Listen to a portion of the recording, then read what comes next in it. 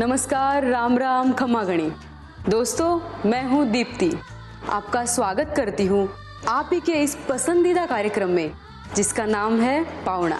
दोस्तों, राजस्थानी संस्कृति, संस्कार, खान पान, रहन सहन और राजस्थानी मनुहार, ये सब तो विश्व विख्यात है। लेकिन इसे मुंबई जैसे शहर में जीवित रखना मुश्किल ही नहीं बल्कि नामुमकिन है। इस नामुमकिन को मुमकिन बनाया हमारे आज के पावना श्री B.R. भट्टर जी ने। श्री B.R. भट्टर जी ने अपने पिता स्वर्गीय श्री R.M. भट्टर जी से विरासत में पाई है प्रखर व्यापारिक बुद्धिमत्ता, अद्भुत मानवीय और दयालु सोच तथा ऋषिमुनियों से भी ज्यादा गहराइयों से भरी हुई धार्मिकता और सामाजिक संगठनों से जुड़कर समाज सेवा के साथ साथ कार्यान्वित की जा रही व्यावसायिक शुरुआत। विशालतम पांडालों में किए जाने वाले मैरिज डेकोरेशन के माध्यम से अपनी राजस्थानी संस्कृति को कैसे जीवित रखा, आइए सुनते हैं और उन्हीं से जानते हैं हमारे आज के पावना B.R. भट्टर जी से। तो आइए। नमस्ते भट्टर जी। नमस्ते। आपका स्वागत है हमारे इस कार्यक्रम में जिसका नाम है पावना। दूरदर्शन के सभी दर्शकों को जय श्री कृष्ण और नमस्कार। जी, हमें बताइए कि आपकी शिक्षा कहाँ हुई है और कहाँ तक हुई है? मेरी शिक्षा जो हुई है मैकेनिकल इंजीनियरिंग की करी है। BSc फर्स्ट ईयर बॉम्बे से करी है। उसके बाद में बेंगलोर से इंजीनियरिंग का कोर्स सब कंप्लीट किया है। तो भट्टर जी, हमें ये बताइए कि राजस्थान में आपका परिवार कहाँ से है? राजस्थान से हम फलूदी गांव से हैं जो जोधपुर के डिस्ट्रिक्ट में है। हम वहाँ से हैं। जी, अभी हमें बताइए कि राजस्थान में अभी आपके परिवार में कौन कौन है? हम सब तो बम्बई में ही रहते हैं। आज लगभग 130 साल हो गए बम्बई में आए हुए। और राजस्थान में हमारे जो काका वगैरह हैं वो लोग रहते हैं वहाँ अभी भी, जो राजस्थान में फलूदी में है। आपका पारिवारिक व्यवसाय क्या रहा है? हम लोग पारिवारिक व्यवसाय में पहले तो क्या नाम चांदी का काम करते थे, चांदी और रुई का, आज से 130 साल पहले। उसके बाद में 1948 से हम लोग डेकोरेशन लाइन में आए। तो पिताजी ने लगभग 40 अलग अलग व्यवसाय किए 1948 से लेकर 1960 तक। और उसके बाद में मैरिज डेकोरेशन, फिर एग्जीबिशन और रियल एस्टेट के अंदर हम लोग आ गए। तो जब से रियल एस्टेट में है। भट्टर जी, आपने मुंबई को ही अपनी कर्म भूमि कैसे और क्यों बनाया? क्योंकि हमारे पूर्वज मुंबई में आके स्थापित हुए तो 130 साल पहले। तो उसके बाद में हम मुंबई में ही रहे, मुंबई में भी पढ़े बड़े हुए और मुंबई के ही वातावरण में रहे। लेकिन एक चीज़ हमारे राजस्थान से जो जुड़ी हुई है, फलोदी गांव से साल 2 साल में एक बार जरूर जाते हैं। पारिवारिक में से कोई ना कोई सदस्य जरूर राजस्थान फलोदी विजिट करते हैं, जोधपुर विजिट करते हैं, उदयपुर विजिट करते हैं, श्रीनाथ जी नाथद्वारा विजिट करते हैं और जयपुर भी करते हैं विजिट। तो राजस्थान से तो बहुत लगाव रहा ही हमारा। और राजस्थान के और हमारा प्रेम, पूरे परिवार का प्रेम, क्योंकि वहीं के होने के कारण पूरा रहा है।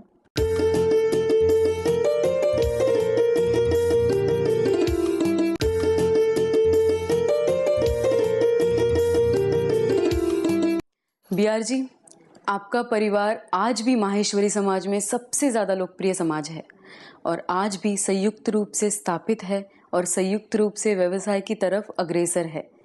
तो इनमें आने वाली सारी कठिनाइयाँ और खूबियों के बारे में एक प्रकाश डालिए। हमारा पूरा परिवार संयुक्त रूप में रहा। चार भाई है हम लोग। श्री लक्ष्मीनारायण जी भट्टर, मेरा खुद का नाम भगवान दास भट्टर, छोटा भाई हरिकिशन भट्टर और उससे छोटा है हरीश भट्टर। हम चारों भाई का परिवार एक संयुक्त रूप से रहते हैं, संयुक्त रूप में काम करते हैं। और उनके बेटे, हमारे सबके बेटे जो हैं वो भी सब साथ में ही कामकाज देखते हैं। और पूरा परिवार संयुक्त होने के वजह से कठिनाइयाँ छोटी मोटी जो भी आती हैं एक दूसरे से सलाह करते हैं। सलाह करने के बाद उसका मार्गदर्शन सबसे जो सीनियर हैं लक्ष्मीनारायण जी भट्टर, हमारे बड़े भाई साहब, उनके मार्गदर्शन में डिसीजन लिया जाता है। और इसके कारण हमारे संयुक्त परिवार में एकता है। और एकता में जो ताकत होती है वो बिखर के ताकत नहीं होती है। इसलिए हम संयुक्त परिवार आज भी, क्योंकि पिताजी हमेशा कहा करते थे संयुक्त परिवार में हमेशा जीत रहेगी और आगे बढ़ते रहोगे। जी भट्टर जी, आपके पूर्वजों ने मुंबई को कर्म भूमि बनाते हुए कौन सा व्यवसाय शुरू किया और आप उस व्यवसाय को आज किस प्रकार आगे बढ़ा रहे हैं, ये हमारे दर्शकों को बताइए। हम लोग 130 साल पहले हमारे पूर्वज मुंबई आए थे और तब से हम चांदी का और कॉटन का व्यवसाय करते थे।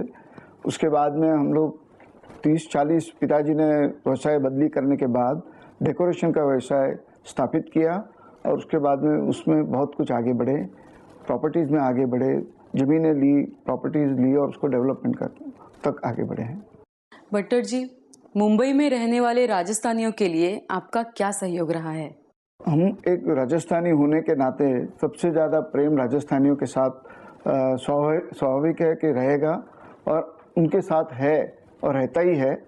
और एक चीज़ है कि राजस्थानी मुंबई में जो रह रहे हैं, सभी राजस्थानियों का एक दूसरे प्रति प्रेम आज भी कायम है मुंबई के अंदर और लोग एक दूसरे को प्रेम के भाव से देखते हैं। और क्योंकि राजस्थान की हमारी जो भाषा है वो मीठी भाषा होने के कारण हम एक दूसरे से मिठास संबंध में रहते हैं।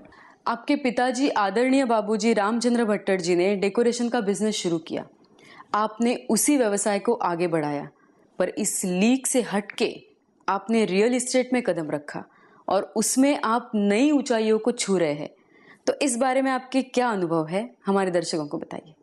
देखिए, पिताजी ने 1948 में डेकोरेशन का काम शुरू किया और उसके बाद में वहाँ उन्होंने बहुत प्राथमिकता दी राजस्थानी आर्ट को।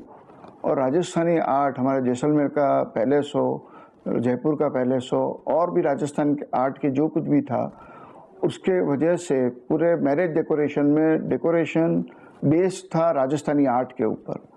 उसके वजह से आज पूरे मारवाड़ी समाज में, चाहे बम्बई में हो चाहे हिंदुस्तान में हो, हमारी company RM Bhatt and company को लोगों ने बहुत सराहा, चाहा और उसके अंदर बहुत आगे बढ़ते रहे और आज हम बहुत ऊंचाई पे उस तरफ पहुंचे हैं। उसके बाद में हम लोग रियल एस्टेट में डाइवर्ट हुए। रियल एस्टेट में डाइवर्ट होकर अभी आज हम बड़े पैमाने पर कंस्ट्रक्शन एक्टिविटीज़ मुंबई में कर रहे हैं।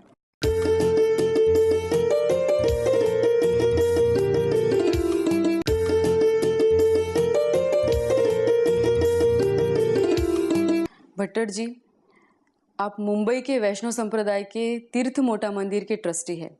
मोटा मंदिर के निर्माण के लिए आप समाज और संस्थाओं को क्या अपील करेंगे तथा आज के युवकों को तथा आज की पीढ़ी को क्या संदेश देना चाहेंगे? मंदिर निर्माण के अंदर हम इतना ही कहेंगे कि धर्म के तरफ आस्था रखिए, भगवान में आस्था लोगों ने रखनी चाहिए और वो आज है और उसकी बहुत आवश्यकता है हमारे यंगस्टर्स में कि धर्म के प्रति निष्ठावान रहना चाहिए उन्होंने कम से कम ज़्यादा नहीं तो 5 मिनट रोज भगवान को याद करने में समय बिताना चाहिए।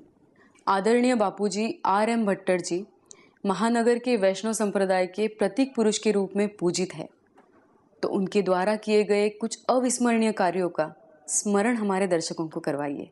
बाबूजी अपने जीवन काल के अंदर उन्होंने बहुत सारे रिलीजियस काम किए, धार्मिक काम किए और उन्होंने हमेशा भागवत का पाठ तो रोज ही किया ही करते थे खुद, लेकिन भागवत सप्ताहें करी।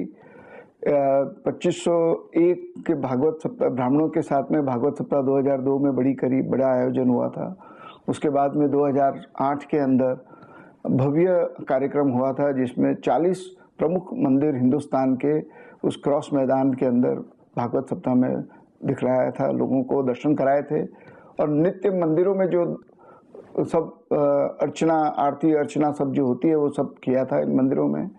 और इस मंदिर के समय में भागवत सप्ताह के समय करीब मुंबई की 22 लाख लोगों ने उधर दर्शन किए और लाभ उठाया 7 दिनों में।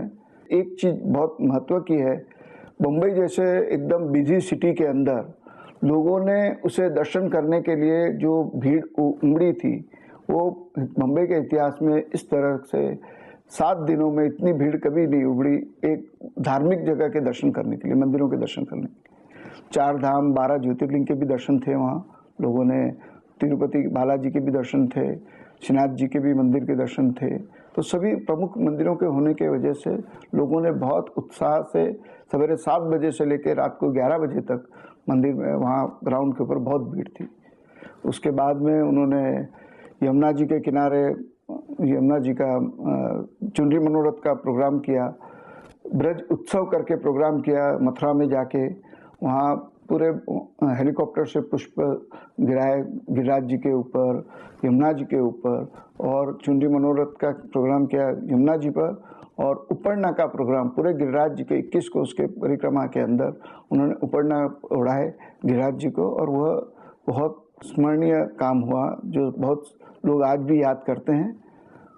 लेकिन उस ब्रज उत्सव प्रोग्राम जो मथुरा में हुआ 2008 में, वो वापस जब बम्बई आए तो उनका गोलकवास हो गया, और उसी 2 महीने में पूज्य माता जी का भी गोलकवास हो गया। तो दोस्तों, आज के लिए बस इतना ही। अब इसी एपिसोड के शेष भाग के साथ हम मिलेंगे अगले सप्ताह, आज ही के दिन, आज ही के समय, इसी कार्यक्रम में जिसका नाम है पावना। तब तक के लिए जय राम जी की।